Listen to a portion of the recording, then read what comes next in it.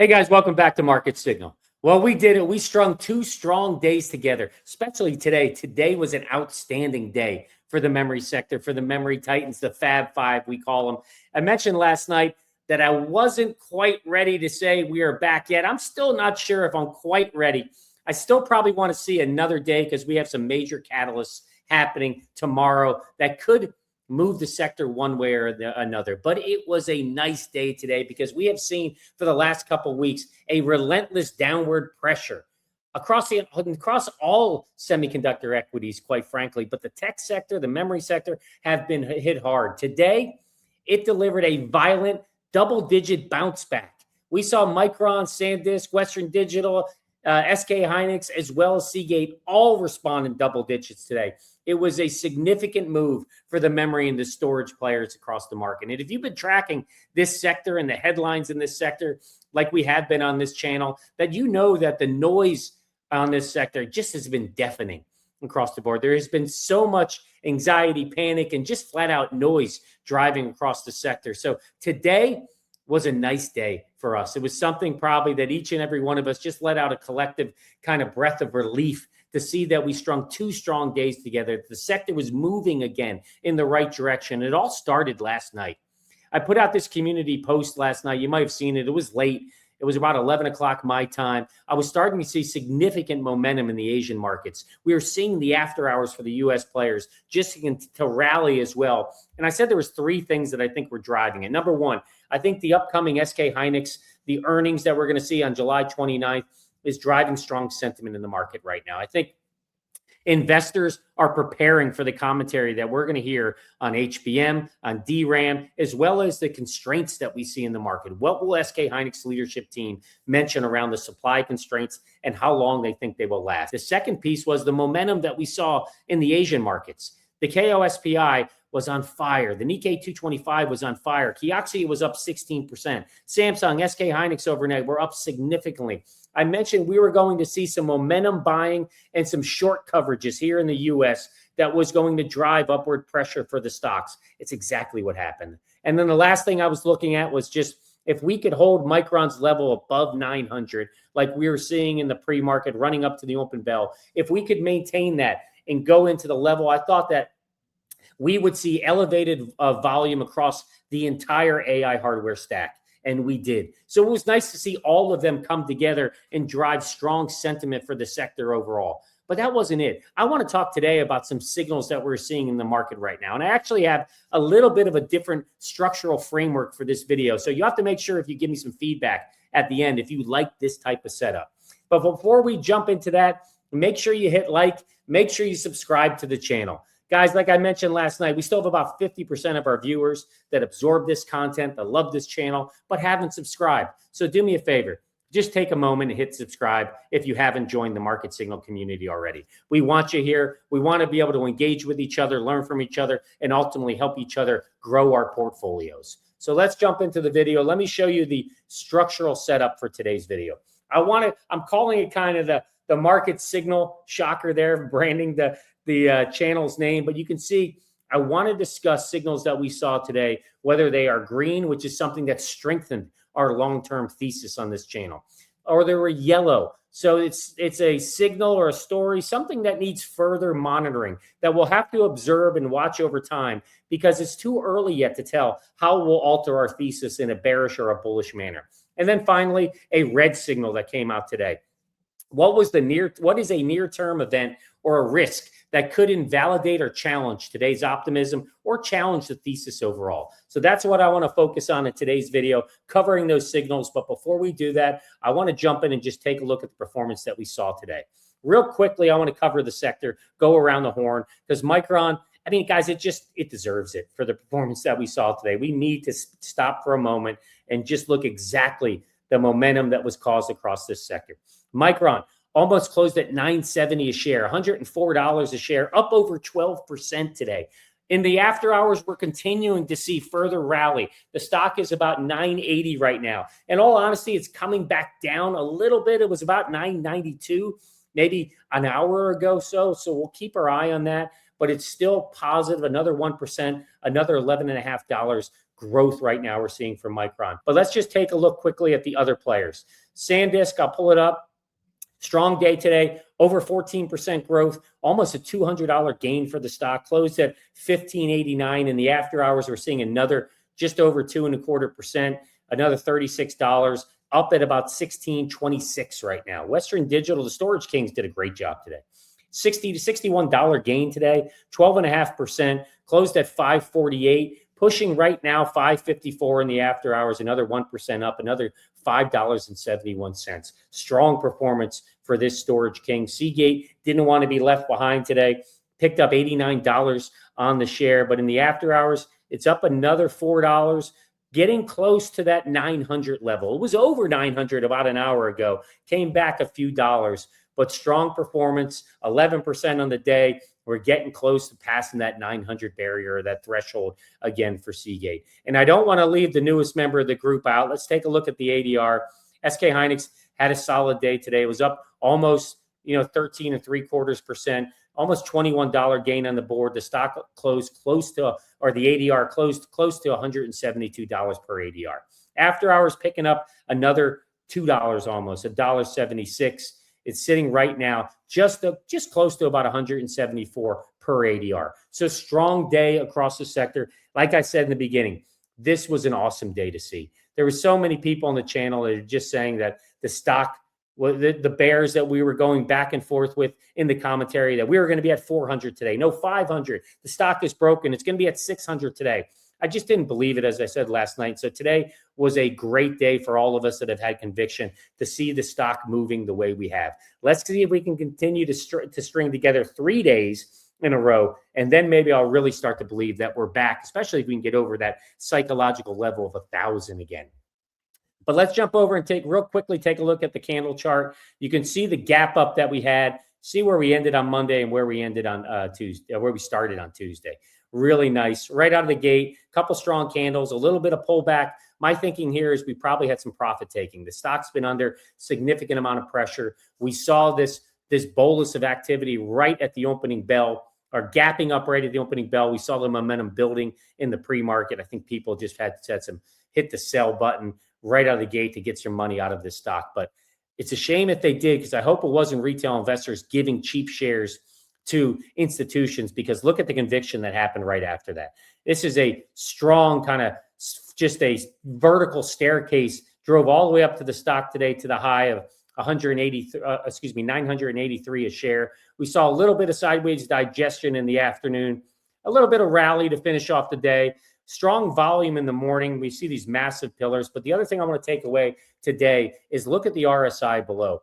Perfectly neutral. It's sitting at 50 right now. Despite the run that we saw today with Micron, it is not overbought. It is sitting in a perfectly neutral position. It is coiled. It is ready for the next leg up. Let's hope that's tomorrow. Let's hope we break the $1,000 barrier tomorrow and we keep moving with the stock. Let's jump into the signals that we saw today. I want to go through these real quick on what drove momentum. So two big things that drove momentum today were stories that we talked about yesterday. I think the market is finally realizing it as well, and it drove kind of the explosive action that we saw today, or some of the reasons. But this is all around. It's from Brittany Wynn. Investors that thought the Chinese AI was a threat are now realizing that it's turning into a major catalyst for chip stocks. If we scroll down, chip stocks are hot again as investors come around to the idea that something once viewed as a threat to AI trade might actually be a further spark. It's what we talked about on last night in the video. Sometimes we just need to slow down in this sector to absorb the stories and not just immediately react with emotions and anxiety and think that something is going to be troubling for the sector. Every time we've done that, whether it's TurboQuant, whether it's CXMT, whether it's now in this example, Kimi K3, we realized that the reaction was an overreaction, that they actually turned out to be a strong catalyst for the memory sector. They're not a negative flag at all. And that's what we're seeing right here as well. As we scroll down, we can see that, Zacks Investment Management Group said that chip stock valuations have reached a point where you can once again get involved and participate in the upside potential. Bank of America, they feel that the release of this open source model supports the bullish thesis on memory and on memory stock.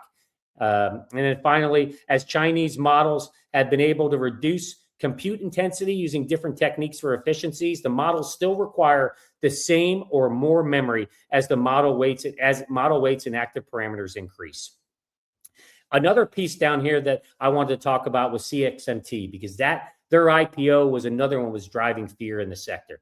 Basically, guys, at the end of the day, CXMT is not going to participate or compete, let's say, in HBM. They are more geared to the kind of lower end consumer commodity products, that DDR4, the DRAM products overall.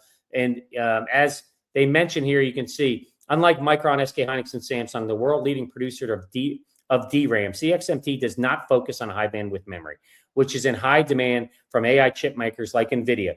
The Chinese company's ability to serve the U.S. market remains unclear. If I jump over this article that I also saw on investing.com, and again, it validates what we're talking about. But there's a few things that I wanted to call out here. Bank of America attributed the pricing advantage that we see with Chinese models. They attributed largely to architectural efficiency techniques, lower Chinese efficiency, labor, and land costs, and ultimately state-linked capital subsidies from the Chinese government, which is able to keep those prices down a bit. But on competition, Bank of America believes that China's CXMT is not a threat to AI memory. It primarily addresses the underserved consumer commodity DRAM market, not the HBM market. So those are the green signals for today.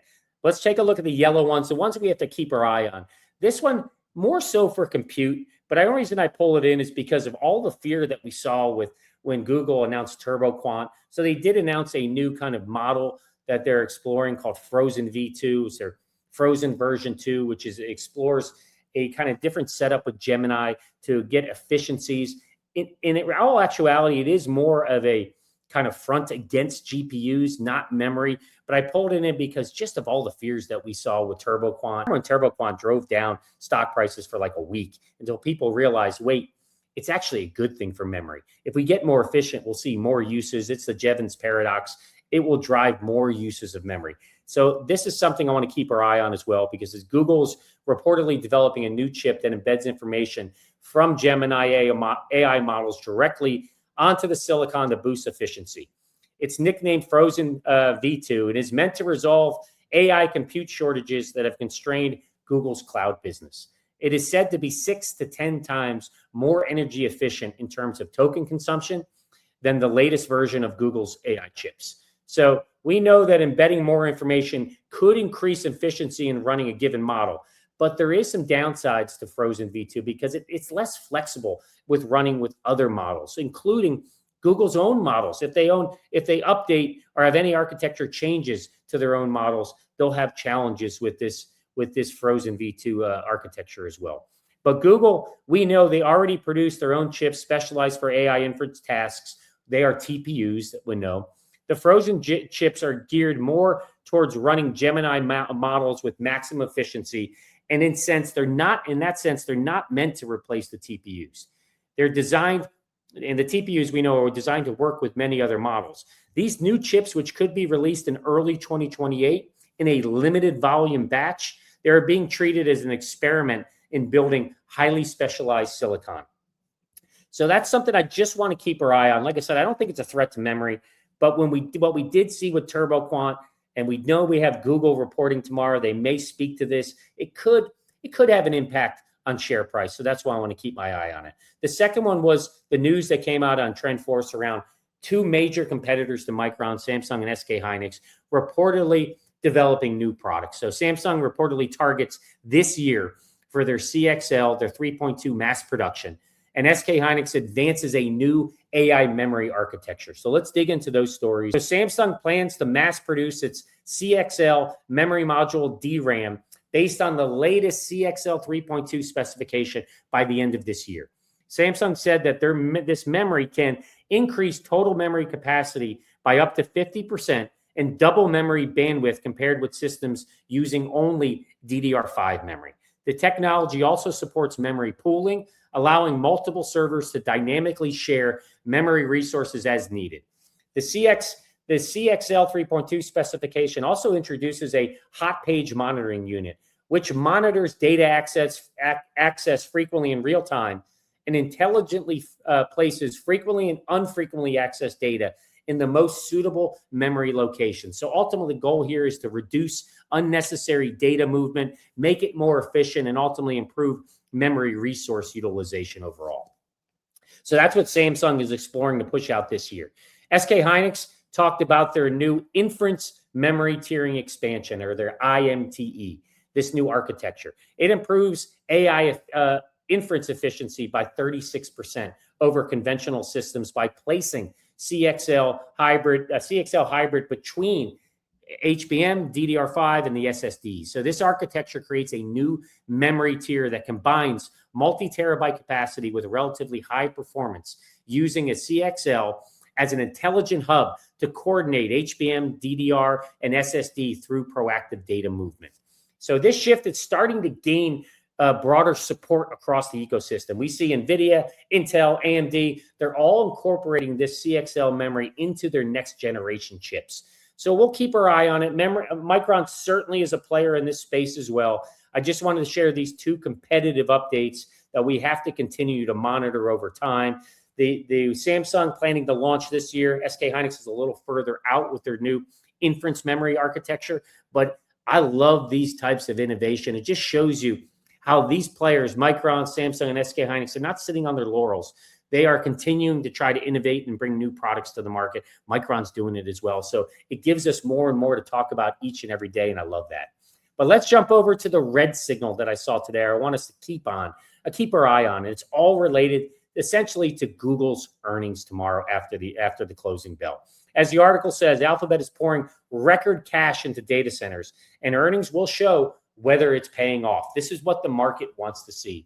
You see the subheader here. Investors will be looking for more signs of AI monetization when Google, YouTube, and their parent Alphabet report its earnings.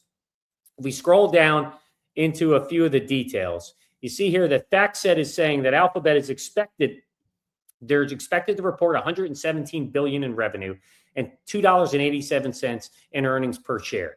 On the last call, Alphabet shared that their capex for this year was going to be between 180 and 190 billion. They're expecting the capex for this quarter two they're going to report on to be about 45 billion. And they're mentioning here, you can see that the managing partner from Bluebird Capital, that she feels that the capex numbers could be a surprise for the upside, all based on the bottleneck in memory and how that is driving up component costs for data center hardware. So that's something we'll have to keep our eye on. Cloud growth remains the key metric, though, we have to listen to tomorrow, when we're evaluating Alphabet's report. Because following an impressive expansion in the first quarter, Wall Street consensus calls for another 63% year-over-year growth in this cloud unit. Guys, the red risk for me is twofold with Google's earnings tomorrow. One is we have to keep our eye on kind of capex fatigue and the monetization demand. So if Google signals any moderation or sequential slowdown in its data center infrastructure spend, or if that cloud revenue, if it's not growing to the rate that the market sees, that 63%, if it fails to show that, if they fail to show that enterprise AI monetization is scaling fast enough to justify these record capex checks, investors could trigger a sector-wide profit-taking wave, and it could impact the memory sector as well, could impact Micron. Also, we need to look at, with Google expanding their TPU usage and exploring custom silicon, analysts will scrutinize whether hyperscaler capex dollars are translating into third-party merchant hardware purchases, or are they being absorbed by internal custom solutions? Will the manufacturers continue to get all of this money, or are the hyperscalers trying to build these solutions in-house? Something we'll have to listen for. So those are the big signals. If I jump to the scorecard for the day, this market signal scorecard, first off, look at that growth in the upper right-hand corner. What a great day for the memory titans. But go through what we talked about, the green signals today. Obviously, we're seeing the AI Chinese models as a demand catalyst. They're driving performance for the sector. The HBM moat remains. CXMT is not anywhere near HBM. There's not a threat there. They are for the lower end commodity and consumer DRAM products for now. So that moat remains. And then obviously, with the CHIPS Act going away, opportunity for long-term capital to return to the market for a stock buyback for Micron could drive upward positive pressure for the stock. The yellow are all we focused on. You know, the frozen V2, this new kind of model for Google. Will it rattle investors? I don't think so, but TurboQuant did, so I want to keep my eye on it. We're looking at what Samsung and SK Hynix are doing with their new architecture overall. We'll keep our eye on that. And I didn't mention the DDR5 spot pricing, but it is hitting record highs. Today it reported it's between $190 and $200 for 16 gigabytes of modules. Server demand absorbs 80% of that. But the piece I want to call out here and why it's yellow, we have to look to see what type of friction that will have with consumer markets overall. And then finally, the red signal, it's going to be Alphabet's earnings tomorrow. The CapEx and the monetization test that I talked about.